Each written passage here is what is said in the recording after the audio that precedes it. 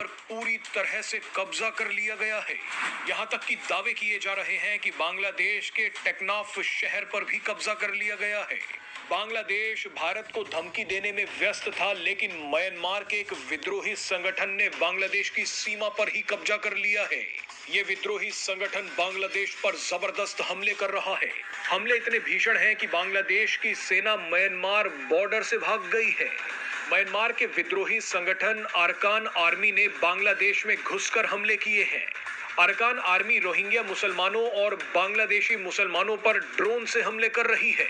कई लोगों का तो यहाँ तक कहना है कि अरकान आर्मी भारत को खुश करने के लिए बांग्लादेश के टुकड़े करना चाहती है, क्योंकि अरकान आर्मी चाहती है कि भारत अपना कलादान प्रोजेक्ट पूरा करे।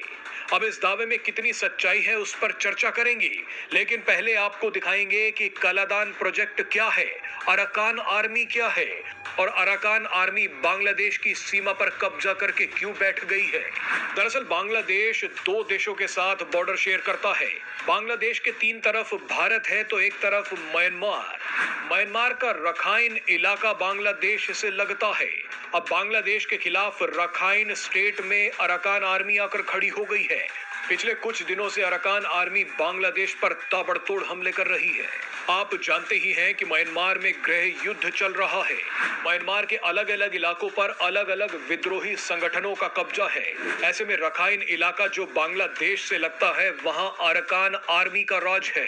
आप बार बार जिन रोहिंग्या मुसलमानों के बारे में सुनते हैं, वो रखाइन के रहने वाले ही हैं। रखाइन में 30% आबादी रोहिंग्या मुसलमानों की है तो 60% से ज्यादा बुद्धिस्ट हैं। रखाइन इलाका हमेशा से ही बुद्धिस्ट लोगों का रहा है, लेकिन इस इलाके में रोहिंग्या मुसलमानों ने बुद्धिस्ट लोगों को मारना शुरू कर दिया। इसी का बदला लेने के लिए रखाइन के बुद्धिस्ट लोगों ने 2009 में अरकान आर्मी की स्थापना की।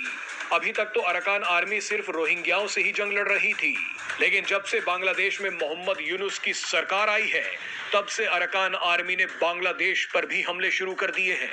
अरकान आर्मी का मानना है कि बांग्लादेश में मोहम्मद यूनुस की सरकार आने की वजह से रोहिंग्या मजबूत हो सकते हैं।